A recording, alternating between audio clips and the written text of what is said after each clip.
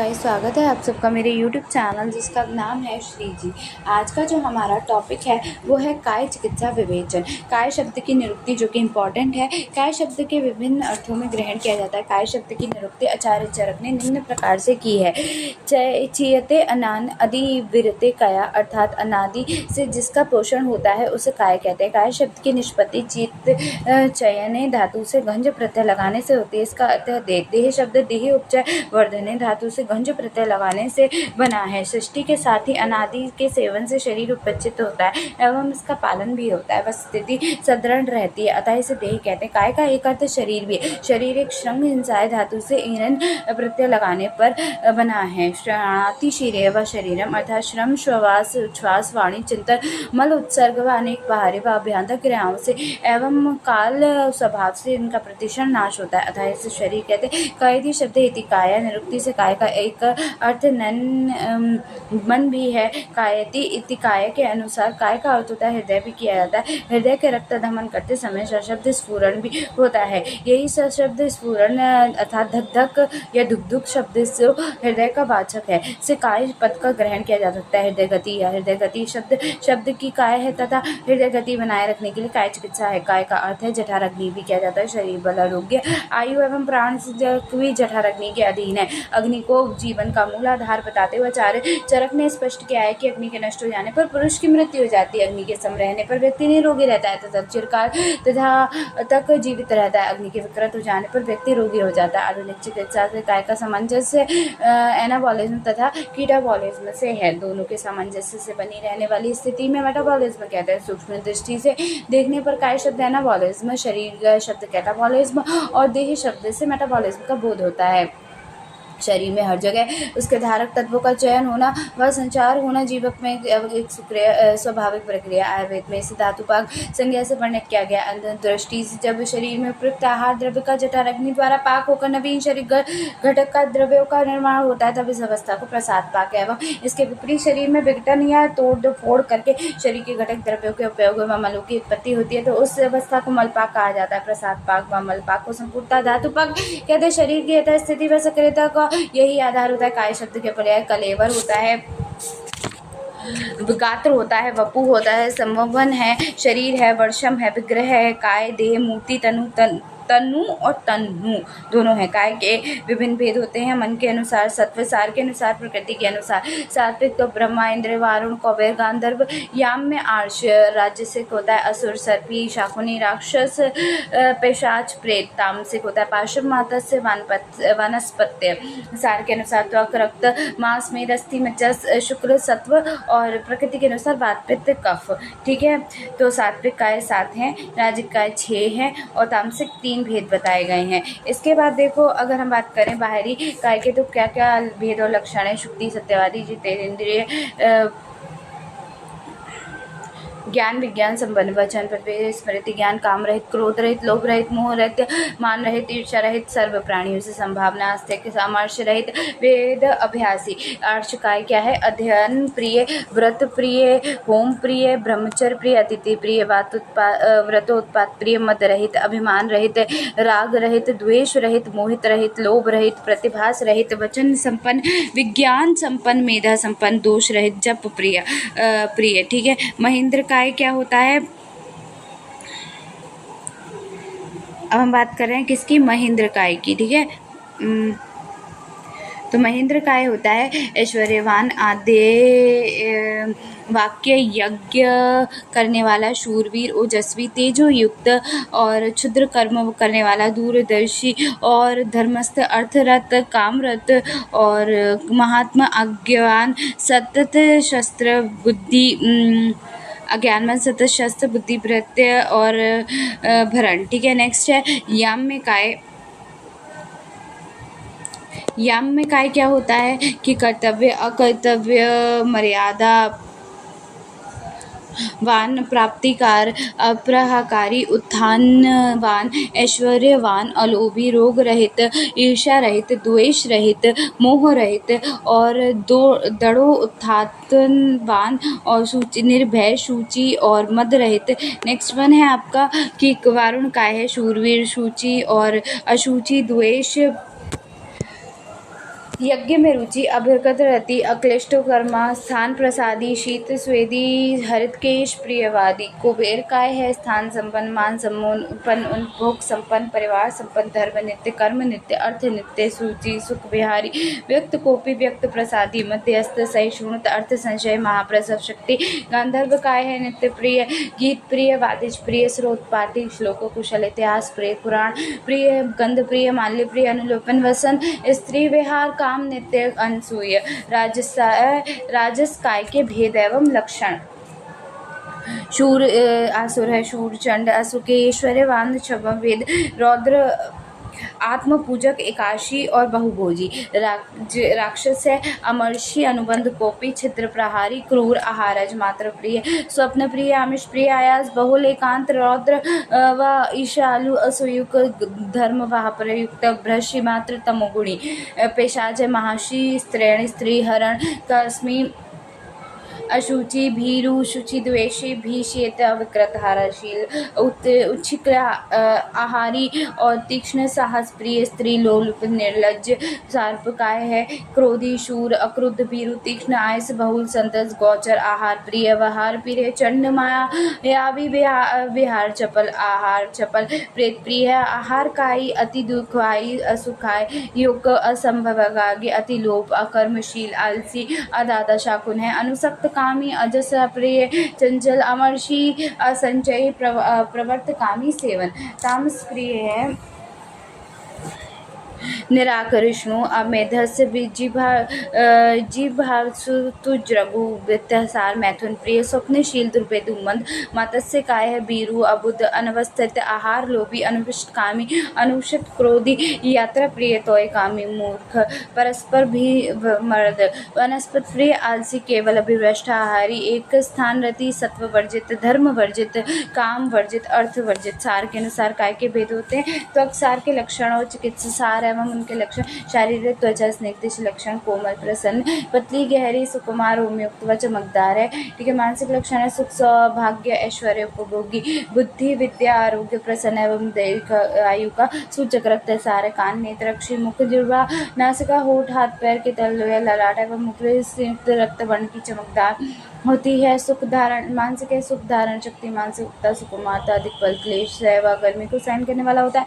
मांस, शंकु प्रदेश, ललाट, गविका, प्रशातु भाग, नेत्र, लाल, हनु, गर्दन, कंधा, उदर, छाती, हाथ पैर की संधियां भारी, स्थिर व मांस से भी भरी दृढ़ होती हैं। और मानसिक है, सहनशील, भीरुता, लोभी, धन, विद्या, सुख, सरलता, आरोग्य, बल व दीर्घायु व सूचक। मेधसार है, स्वर, नेत्र, केश, लोम, नख, दंत, ओष्ठ, मूल, मूत्र में स्निग्धता मिलती है। मानसिक है, दैन्य, ऐश्वर्य, सुख, उपयोगी, दानशीलता, सरलता, कोमलता व सेवा भाव का सूचक है। सार होता है, एड़ी, गुल्फ, जानू, चतुर, चिबुक, सिर, शरीर की संधियां, अस्थि, नख व दंत सदृश व स्थूल होती हैं। अस्थि उत्साही, अधिक क्षयशील, क्लेश सह, दृढ़ शरीर वाला व दीर्घायु, मध्यसार, बलवान, बढ़वा, स्वर, कोमल व संधियां मोटी होती हैं। शारीरिक में होता है कि वो मानसिक शास्त्र ज्ञान संपन्न, विज्ञान संपन्न, धनी, संतान युक्त। इस वह शुक्र सार है, सौम्य, दुष्टि एवं प्रकृति वाले, नेत्र, दुर्गुद, पारित, श्वेत वर्ण, दांत, चिकने बाल, गोलाकार, दृढ़, समाकार, ठोस व अग्रभाग बराबर, शरीर का वर्ण व स्वर निर्मल व स्निग्ध एवं चमत्कार होता है। स्त्रियों के लिए प्रिय होता है। और मानसिक है, दयालु, प्रसन्न चित्त, बलवान, सुख, ऐश्वर्य, आरोग्य, धन, आदर एवं अधिक संतान के पात्र होते हैं। सुखी, स्वस्थ एवं संतान युक्त होता है। सत्वसार इनकी गतियां स्थिर होती हैं। मानसिक है, स्थायी, पवित्र, बुद्धिमान, चतुर, धीर, पराक्रमी, गंभीर, चेष्टा युक्त, निरंतर, कल्याण की कामना युक्त, विषाद रहित रहता है। प्रकृति के अनुसार काय के बातक प्रकृति लक्षण है, अल्प केश युक्त, कृष्ण और शरीर वाला, अधिक बोलने वाला, रुक्ष स्वर वाला, गति वाला, चेष्टा, आहार, लघु एवं चंचल, शरीर के कंडरा एवं सराहें अधिकृत दिखती हैं। शीघ्र ही कार्य में आरंभ करने वाला तथा शीघ्र ही दुख होने वाला होता है। किसी भी शीघ्र ग्रहण करते हैं वह शीघ्र भूल जाते हैं। अंग फटे हुए होते, चलते समय संधियों से आवाज़ आती है। नखदंत केश नोम शवतु खुरदुरे होते हैं। अल्पायु व अल्प संतान वाले होते हैं। प्रत्यय प्रकृति अकाल में बाल सफेद होते हैं। बुद्धिमान अति स्वेद, शीघ्र ही क्रोध आता है। शीघ्र शीत प्रिय होते हैं। प्रियंगु व्यंग तेल पिंडिकाएं अधिक होती है। शीघ्र ही शरीर पर झुर्रियां पड़ने खा लेते होते हैं। शरीर के रोम केश शवथु कपिल वर्ण के होते हैं। मलमूत्र एवं स्वेद अधिक एवं दुर्गंध होते हैं। अल्प शुक्र अल्प मैथुन शक्ति व अल्प संतान वाले होते हैं। कप प्रकृति गंभीर बुद्धि स्थूल अंग सुकुमार गौर वर्ण गंभीर केशयुक्त अधिक शुक्र युक्त अधिक मैथुनशील अधिक संतान वाले सुसंगठित शरीर वाले अंग पुष्ट एवं परिपूर्ण होते हैं। मंद चेष्टा व अल्प आहार विहार करने वाले कार्य को शीघ्र न करने वाले आलस्य युक्त दृढ़ व स्थिर युक्त भूख प्यास ताप व पसीने से कष्ट होते हैं। और दृष्टि मुख वर्ण स्वर एवं स्निग्ध होती है। इसके बाद द्विदंजद हो गए, दो प्रकृति के मिले हुए लक्षण और सम प्रकृति यानी कि चारों के जो सम में रहे। ठीक है, उसके बाद चिकित्सा निरुक्ति व्युत्पत्ति परिभाषा। व्युत्पत्ति चिकित्सा की व्युत्पत्ति निम्नानुसार की है। चिकित्सा रोग प्रतिक्रिया अर्थात रोग के प्रतिकार करने को ही चिकित्सा कहते हैं। चिकित्सा शब्द के तेन धातु में सन प्रत्यय लगाने से सिद्ध हुआ। व्याकरण ग्रंथों में कित धारण कर प्रयोग को रोगों को दूर करने के अर्थों में प्रयुक्त होता है। कित चिंत केति मुषित चिकित्सा यानी कि इस शब्द का अर्थ होता है रोग का दूरीकरण प्रतिकार के लिखा है कि कित धातु का प्रयोग व्याधि के प्रतिकार निग्रह अपनयन तथा नाशन के लिए कहता पड़ता है। इस धातु से बने हुए चिकित्सा का भी इन्हीं अर्थों में प्रयुक्त निरुक्ति है। विभिन्न ग्रंथों में चिकित्सा की निरुक्ति वर्णित की गई है। चिकित्सा कहती चिकित्सा या क्रिया व्याधि हरणम सा चिकित्सा कहते थे जो व्याधि को हर ले वो चिकित्सा है। चिकित्सा रोग निदान प्रति करे। चिकित्सा क्या है? जो रोग का निदान करे, निदान सेवन से उसकी जो प्रतिकार कर दे यानी कि हमें बाहर निकाल दे, वो क्या है? चिकित्सा है। ठीक है, नेक्स्ट वन है चिकित्सा तत्प्रतिकारा मतलब जो प्रतिकार करे वो चिकित्सा है। चिकित्सा के व्याधि के हरण के नाश करने के लिए चिकित्सा कहते हैं। रोग के उत्पादक कारण को दूर करने के लिए चिकित्सा कहते हैं। रोग का प्रतिकारण कारण चिकित्सा होता है। चिकित्सा औषध परिचारक एवं रोगी के प्रशस्त रहने पर और धातुओं के वक्रत हो जाने पर धातु साथ में पुनः स्थगित रहने के लिए जो प्रवृत्ति होती है उसे चिकित्सा कहते हैं। शरीर के विषम हुए दोष धातु एवं मल जिस क्रिया द्वारा शरीर में समय अवस्था को प्राप्त करते हैं उसे चिकित्सा कहते हैं। इसे ही वैद्य कर्म नाम भी दिया गया है। दोष धातु की विषमता की रोग है और वही उसकी साम्यावस्था रोग है। रोग अवस्था में विषम हुए दोष धातुओं को साम्यावस्था में लाने के कारण जाने वाली क्रिया चिकित्सा कहलाती है। जिस क्रिया के द्वारा रोग का नाश होता है, जो क्रिया शरीर के घटक दोष धातु मल के अस्वस्थ कर वैषम को दूर रखे उसे साम्यावस्था में प्रमाण लाकर धातु साथ में स्थगित कर रोग दूर करे। वे चिकित्सा व्याधि या रोग का साम्यावस्था ज्ञान करके वेदना को दूर करते। वैद्य का वैद्यत्व या वैद्य कर्म या चिकित्सा in modern science treatment is In modern science, treatment is a manner of applying the remedies or it is a care or management of a patient to combat the disease और डिजीजेस। चिकित्सा के पर्याय है। ग्रंथों में चिकित्सा पद के कई पर्याय मिलेंगे। क्रियाकर्म जायु व्याकरण प्रतिकर्म विषकर्म वैदिक कर्म विषगत प्रतिषेध प्रतिकार कर्म चेष्टा प्रशमन प्रवर्तित शमन रोग अपयन व्याधि हरम चिकित्सित पथ्य साधन औषधि प्राकृत स्थापन विग्रह उपकर्म तथा उपचार आदि। ठीक है, नेक्स्ट है चिकित्सा के भेद। एक विध चिकित्सा निदान परिवेद, द्विविध शीतोष्ण ग्रहण लंघन शोधन शमन ऊर्जा कर रोग रसायन वर्गीकरण रोग प्रशमन अपुनर्भव द्रव्य भूत अद्रव्य भूत। त्रिविध चिकित्सा युक्ति व्यापृश देव और सत्ववाज है। अंतः परिवर्जन बहिर्परिमार्जन और शस्त्र परिधान आसुरी मांसु देवी भौम और दिव्य जांगम अपकर्षण प्रकृति विघात निकान परिवर्जन लंघन पाचन दोषावसेचन हेतु विपरीत व्याधि विपरीत उभयकारी। चतुर्विध चिकित्सा इसे निम्न तीन कारणों से विभक्त किया जाता है। क्षीण दोषों को बढ़ाना, बढ़े हुए दोषों को घटाना, प्रकोपित दोषों को शमन, संतोषों का पालन करना। औषधि में पुनःचार वनस्पति वानस्पति विरुद्ध औषधि संशोधन संशमन आहाराचार। पंचविध वमन विरेचन बस्ती मनस्य रक्तमोक्षण। षड्विध लंघन ब्रहण रूक्षण स्नेहन स्वेदन स्तंभन। सप्तविध है पाचन दीपन शुद्ध तृष्णा व्यायाम आतप सेवन मारुत सेवन। शल्य तंत्र चिकित्सा के भेद 8 प्रकार के होते हैं। छेदन भेदन लेखन भेदन आहरण ऐषण विस्त्रासन सीवंत स्वेद वमन विरेचन निरुवस्ति नस्य पिपास वायु सेवन आतप सेवन पाचन उपवास व्यायाम त्रयोदश भेद छेदन भेदन भेदन लेखन ऐषण आहारण विस्त्रासन सीवन उत्पादन कुटन मंथन ग्रहण दहन कर्म अष्टपदी हेतु विपरीत औषधि हेतु विपरीत अन्न हेतु विपरीत विहार। ऐसी व्याधि विपरीत है औषधन विहार, उभय विपरीत है औषधन विहार और हेतु विपरीतार्थक हेतु औषधन आहा विहार। उसके बाद व्याधि विपरीतार्थक औषधन आहा विहार, ठीक है, उभय विपरीतार्थक औषधन विहार। तो ऐसे करके 18 प्रकार के हो गए। षष्टिक उपकर्म क्या है, देखो 16 प्रकार षष्टिक उपकर्म यानी कि 60 प्रकार के उपकर्म कौन कौन से थे? तर्पण, सीवन, आलेप, संधान, परिषेक, पीड़न, अभ्यंग, शोणित, स्थापन, स्वेद, निर्वापन, विमालम, मुक्तारिका, उपनाह, कषाय, पाचन, वर्ती, विस्त्रासन, कल्क, स्नेह, सर्पी, वमन, तेल, विरेचन, रसक्रिया, छेदन, अपचूरण, भेदन, वरण, धूपन, दारण, उत्सादन, लेखन, अपसादन, नेषण, मृदुकर्म, आहारण, दारुण कर्म, व्यधन, क्षार कर्म, विस्त्रासन, अग्नि कर्म, कृष्ण कर्म, ब्रहण, पांडुकर्म, विक्षकन, प्रतिसारण, शिरो विरेचन, उत्संचन, नस्ल, लोमहारण, कवल धारण, बस्ती, धूम, उत्तर बस्ती, मधुसर्पी, बंध, यंत्र, पत्राधान, आहार और क्रमीगन रक्षा विधान। ठीक है, एक विध चिकित्सा कौन सी है? जिन कारणों से रोग उत्पत्ति हुआ हो उसे त्याग करना चिकित्सा का महत्वपूर्ण द्विविध है। शीत उष्ण, तो शीत से जो चिकित्सा उपचार करना हो और उष्ण से संतर्पण यानी कि ब्रहण से जो कि कृष्ण पुरुष को लघु गुण देते हैं वो होता है। अवतर्पण यानी कि जो पतले लोग होते हैं, स्थूल पुरुष होते हैं, उन्हें जो स्थूल पुरुष होते हैं उन्हें जो गुरु गुण देते हैं वो। शोधन चिकित्सा क्या है? बलवान को बहुदोष वाली रोगन को शोधन चिकित्सा कहते हैं। शमन है बलहीन व क्षीर दोष रोगी को शमन चिकित्सा कहते हैं। ऊर्जस्कर चिकित्सा जो पुरुष स्वस्थ पुरुष के बलवीर वर्ण व उच्च पुष्टि व जराव्याधि का नाश करता है। रोगन चिकित्सा क्या है? दूर करने के लिए जो चिकित्सा के द्रव्यभूत जो औषधि के द्वारा चिकित्सा की जाती है। अद्रव्यभूत जो होम बलि मंत्र जप के द्वारा चिकित्सा का। रसायन चिकित्सा आयु बल वर्ण वृद्धि व रोग शमन कर प्रयोग की जाने वाली वाद्यकरण पौरुष शक्त प्रयश शुक्र संवर्धन संधापन। रोग प्रशमन चिकित्सा है कि रोग की संशमन चिकित्सा जैसे कि रोग को दबा दिया जाए, ठीक है। पुनर्भव दोबार उत्पत्ति ना हो। त्रिविध में दैव मंत्र जब होम वाली है। युक्ति में युक्ति लगाकर के जो देश प्रकृति काल का वो करके होती है, ठीक है। ऐसे करके सब ये हम पढ़ चुके हैं, ठीक है।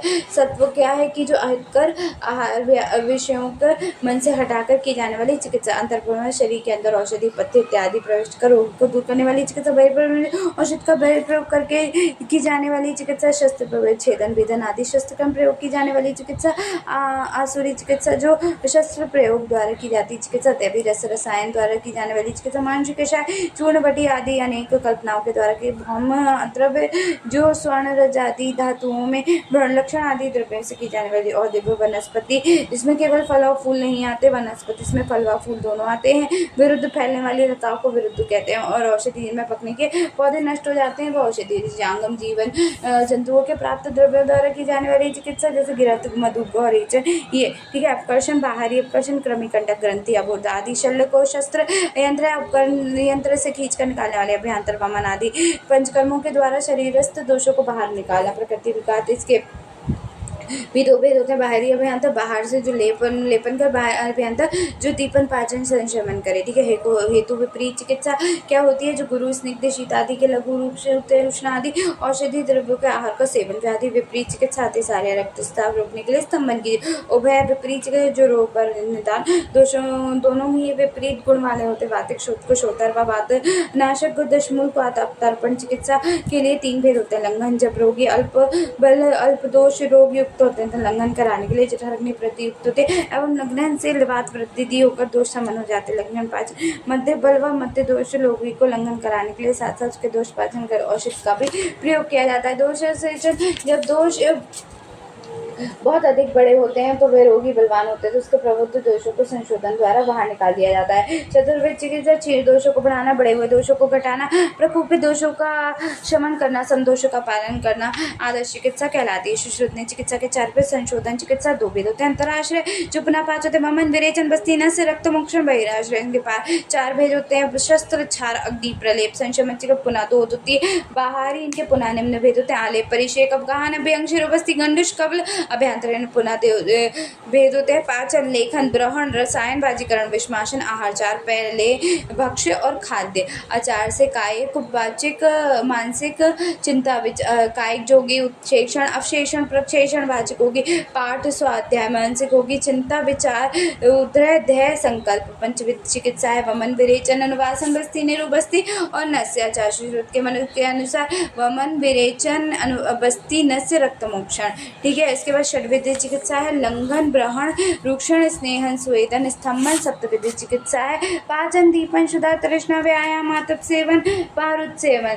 ठीक है। अष्टविध चिकित्सा है छेदन, भेदन, लेखन, वेदन, ऐषण, आहरण, विस्त्रापण, सेवन। दशविध चिकित्सा है संशोधन, वमन, विरेचन, निरूप, नस्य, अद्रव्य, विचिकित्सा, पिपासा, मारुत, आतप, पाचन, उपवास, व्यायाम। आदर्श अष्टादश भेद है हेतु विपरीत का औषध वात, कफ, जन विकार में उष्ण औषधि देना, अन्य में है वात, ज्वर में मांस रस, बिहार में है श्रम, ज्वर में विश्राम, व्याधि विपरीत औषध वात व्याधि में गुगली व रसायन का प्रयोग, अन्य स्थल में काशनक, लेखनादि का प्रयोग, बिहार प्रमेय में चक्रमण, उभय विपरीत में औषध में मातिक, शोध में शोधर व वात दश मूल का प्रयोग, अन्य में है शीतजन्य, वातिक ज्वर में पे, विहार में स्निग्ध आहार व दिवस, स्वप्न में उत्पन्न, 15 में रुक्ष, रात्रि जागरण हेतु विपरीतार्थ है। औषध पित्त व्रण पर उष्ण, उपनाह, प्रदेह, अन्य कामला में उष्ण तीक्ष्ण पदार्थों का सेवन, बिहार में वातजन, मार्ग में भय दिखाना, व्याधि विपरीतार्थ। औषध में छद्री में मदन फल का प्रयोग, अन्य में अतिसार में क्षीर प्रयोग और बिहार में छद्री में प्रवाहरण करना। उभय विपरीतार्थक में औषध में स्थावर विष चिकित्सा के में जांगम विष का प्रयोग करना और अन्य में है मदात्य से मद का सेवन करना, बिहार में उरु, स्तंभ में जल का में तैरना। उत्तम चिकित्सा के कर्तव्य, एक चिकित्सक के लिए क्या कर्तव्य है तथा तो धर्म, अर्थ, काम व मोक्ष, पुरुषार्थ, चतुष्टय की साधना, आयु की इच्छा रखने वाले पुरुष को आयुर्वेद में विभिन्न अंगों में दिए गए उपदेशों को पूर्ण श्रद्धा रखनी चाहिए। चिकित्सक के कर्तव्य है कि परम कर्तव्य है कि वह चिकित्सक के धर्म में प्रयत्न रोगियों को रोगी से बचाए और वह रोगी को पुत्रवत मानकर उसकी चिकित्सा करे। चिकित्सक को केवल परिणाम प्राणी मात्र पर दया भावना से द्रवित होकर चिकित्सा कार्य में प्रवृत्त होना चाहिए। वैसे रोगी से धन लेना व अन्य कोई लोभ आकांक्षा नहीं करनी चाहिए, क्योंकि जीवन दान से बढ़कर कोई भी दान नहीं होता। किसी रोगी की चिकित्सा प्रारंभ से के पूर्व उसकी आयु की करनी चाहिए, क्योंकि आयु के शेष रखने पर चिकित्सा सफल रहती है। साथ ही चिकित्सक को अरिष्ट लक्षणों पर अवश्य विचार करना चाहिए। कोई भी प्राणी इस संसार में असर नहीं करता, इसके उसकी मृत्यु निश्चित है, परंतु आयु के शेष रहने पर उत्पन्न रोग की चिकित्सा अवश्य करनी चाहिए। अतः जब तक रोग के कंठ में प्राण रहे तब तक चिकित्सा करना चिकित्सक का कर्तव्य। रोगी का जन्म या मरण ईश्वर के अधीन है। केवल रोग जन्य वेदना को ठीक करना चिकित्सक का कर्तव्य। जिसकी आयु निश्चित है उन रोगियों के लिए तब तक चिकित्सा करना चाहिए जब तक रोगी में श्वास प्रश्वास प्रक्रिया हो, क्योंकि कभी भी अरिष्ट लक्षण होने पर देवयोग से रोगी बच जाता है। चिकित्सक के उपरोक्त कर्तव्यों के अतिरिक्त कुछ और भी अन्य सूत्र बताए गए हैं जिन्हें चिकित्सक को ध्यान में रखना चाहिए। रोग तथा सर्पदंश से पीड़ित मनुष्य यदि आयु पूर्ण होकर चुका हो तो स्वयं भगवान धन्वंतरी भी उसे स्वस्थ नहीं कर सकते तथा काल प्राप्त मनुष्य को मंत्र जो होम इत्यादि से भी कोई कर्म नहीं बचा सकता था। चिकित्सक के पूर्ण प्रयास करने के बाद भी यदि रोगी मृत्यु को प्राप्त हो, चिकित्सक को निराश नहीं होने चाहिए। आयु रहने पर भी चिकित्सा न करने पर रोग वृद्धि हो जाने पर रोगी उसी प्रकार मर जाता है। जैसे कि दीपक में तेल व बाती रहने पर भी हवा के झोंके से सुरक्षा न करने पर दीपक बुझ जाता है। आयु रहने पर यदि चिकित्सा न की जाए तब भी रोगी मुक्त होकर नहीं उठ सकता, अर्थात आयु शेष रहने पर चिकित्सा तो करनी ही पड़ेगी, अन्यथा रोगी को स्वस्थ लाभ नहीं हो सकता। जिस प्रकार कीचड़ में फंसे हाथी को बिना उपाय किए नहीं निकला जा सकता, उचित काल पर चिकित्सा न करने पर साध्य रोग भी असाध्य होते हैं एवं जीवन में अकाल ही मृत्यु को पाते हैं। श्रेष्ठ चिकित्सा है कि उत्तम चिकित्सा वही होती है जो उत्पन्न हुए रोगों को पूर्णतः शमन करके वह उपद्रव स्वरूप किसी अन्य रोग को उत्पन्न कर देती है। इसके विपरीत जो चिकित्सा वर्तमान रोग में शांत को कालांतर में किसी अन्य रोग को उत्पन्न कर दे वह उत्तम चिकित्सा नहीं है। उपद्रव रहित चिकित्सा का वर्णन मॉडर्न ट्रीटमेंट एलोपैथिक मेडिसिन से रोग की शीघ्र एवं त्वरित रहित चिकित्सा को संभव है, किंतु उसमें प्रयुक्त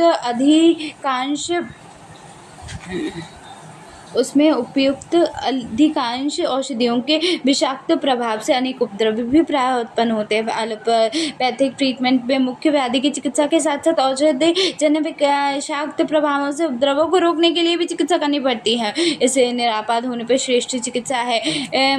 आयुर्वेदिक औषध औषधियाँ तुलना रूप में धीरे धीरे शरीर में चिकित्सक प्रभाव पैदा करती हैं, परंतु विभिन्न रस औषधि तेजी से शरीर में अपना प्रभाव पैदा कर रोग का शमन में सहायक होती है। चिकित्सा के लाभ चिकित्सा के फलश्रुति का वर्णन कर बहुत ही सटीक मिलता है। प्राणी दया को ही सर्वोत्तम धर्म मानकर जो चिकित्सक चिकित्सा कार्य करते हैं उसे आप्त काम, पूर्ण काम सिद्धार्थ व अत्यंत सुख की प्राप्ति होती है, अर्थात प्राणियों पर दया करने की श्रेष्ठ धर्म होता है। ये जानकर चिकित्सा करने वाले चिकित्सक को सर्व मनोरथ सिद्ध कर सुख की प्राप्ति करनी चाहिए। नेक्स्ट है करोड़ों कामधेनु गाय को दान करने से जो पुण्य मिलता है उसे ही करोड़ों गुना अधिक पुण्य एक रोगी को चिकित्सा करके उसे आरोग्य लाभ प्रदान करने से मिलता है। जो रोगी निरोगी होने पर चिकित्सा का मुख्य मूल्य नहीं चुकाता उसे समस्त सत्कर्मों का पुण्य भी चिकित्सक को प्राप्त होता है। चिकित्सक को कभी भी रोगी से धन लाभ नहीं मिलता है तो कभी मित्रता की भावना बढ़ती है, कहीं पुण्य मिलता है तो कहीं यश की प्राप्ति होती है। यदि ये लाभ ना मिले तो भी चिकित्सक कौशल या अभ्यास तो बढ़ता ही है, अतः चिकित्सक कभी भी निष्फल नहीं होता।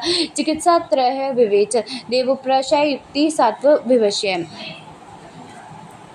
3 चिकित्सा बताई गई। कौन सी? शारीरिक, मानसिक और तो शारीरिक दोष, मानसिक दोष, सत्व धातु एवं त्रिफल साम्यावस्था अर्थात संपूर्ण शरीर की क्रियात्मक साम्यावस्था। आचार्य सुश्रुत ने केवल दोष धातु मल की साम्यावस्था को ही आरोग्य न मानकर मन, आत्मा एवं इंद्रियों की प्रसन्नता को ही स्वस्थ व आरोग्य का मूल लक्षण माना। चिकित्सक का मूल उद्देश्य शरीर में धातु साथ में लाना एवं मानसिक, आध्यात्मिक एवं इंद्रिय वर्ग सुखा वह अवस्था उत्पन्न किया था। समस्त चिकित्सक में दैव व्यापार यानी जो दैव्य से जो कृत होती है, आगंतुक, जुद्माद, अपस्मार, कुष्ठ, प्रमेय, बालग्रह आदि की मंत्र, मणि, मंगलकर्म, बलि, होम इनके द्वारा जो चिकित्सा की जाती है वह दैव व्यापृश।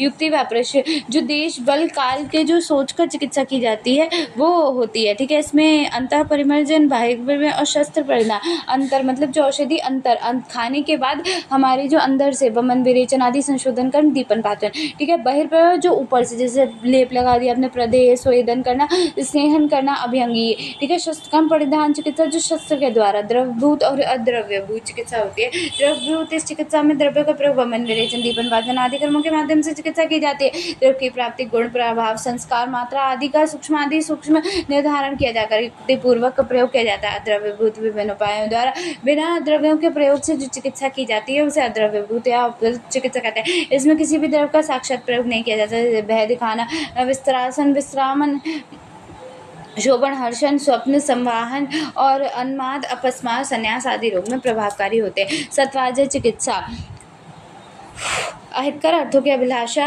से मन को हटाना मनोग्रही है और यह सत्वाजस चिकित्सा कहलाती है। इसकी प्राप्ति आध्यात्मिक यानी कि धी, धृति, स्मृति के विभ्रंश प्रभाव से व्यक्ति किए जाने वाले कर्म भी प्रभाव का अपराध है। अतः सत्वाजन चिकित्सा में आतुर के धी, धृति, स्मृति का साम्यावस्था में लाना का प्रयास किया जाता है। यदि किसी आतुर से काम, क्रोध, लोभ, मोह, ईर्ष्या, द्वेष, हर्ष आदि भावों के वह मानसिक रोग उत्पन्न करता है तो विपरीत मानसिक भोगों को उत्पन्न करके रोगों को दूर करता है। जिससे काम को और क्रोध से एवं काम से परस्पर प्रतिद्वंद होता है। मनोप्रयोग अष्टांग योग, यम, नियम, आसन, प्राणायाम, प्रत्याहार, धारणा, ध्यान, समाधि का प्रयोग करते हैं। मंत्रिकी चिकित्सा, तांत्रिकी चिकित्सा एवं आचार रसायन आदि में सत्व चिकित्सा के अंतर्गत सम्मिलित किए गए। आचार्य चरक ने निर्देश किया मानसिक रोग, ज्ञान, विज्ञान, धैर्य, स्मृति और समाधि के लिए शांत रोग उत्पन्न होने पर रोग, धर्म, अर्थ एवं काम इन तीनों को विचार पूर्वक सम्यक पालन करना चाहिए। आत्मज्ञान, देश, कुल ज्ञान, काल ज्ञान, बल ज्ञान, अपनी शक्ति के ज्ञान सर्वदा रखना चाहिए।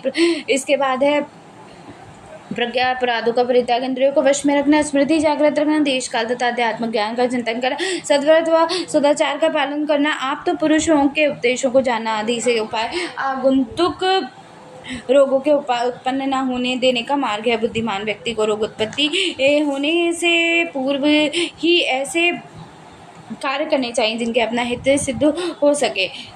नेक्स्ट वन इज मन, कर्म, वचन से पाप में कलहित, मर्म भेदी, उपवास करने वाले, लोभी, ईर्ष्यालु,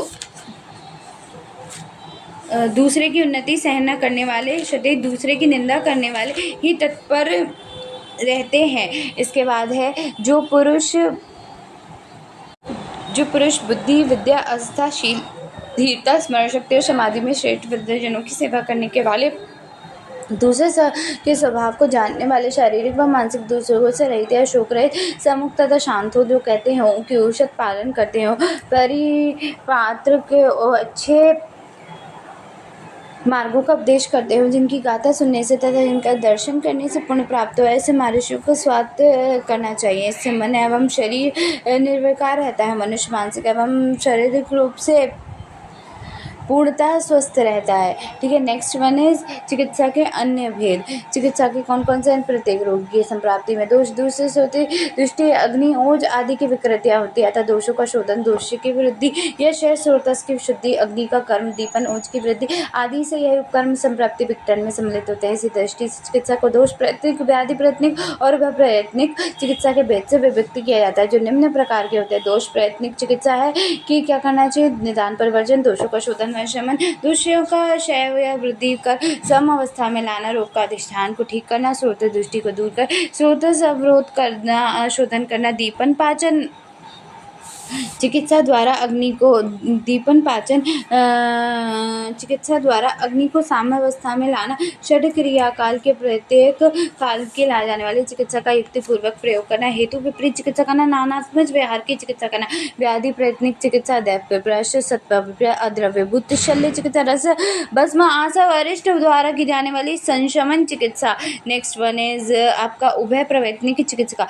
जब उपयुक्त दोनों प्रकार की चिकित्सा की व्याधि शमनार्थ मिश्रित रूप में प्रयुक्त करते हैं, तब उसे उभय प्रयत्निक चिकित्सा कहते हैं। नेक्स्ट टॉपिक है उपकर्म, दोष के उपकर्म, द्विविध एवं षटविध उपकर्म। ये हम कब करेंगे? नेक्स्ट वीडियो में। ठीक है, तो अभी के लिए इतना काफ़ी है। Thank you.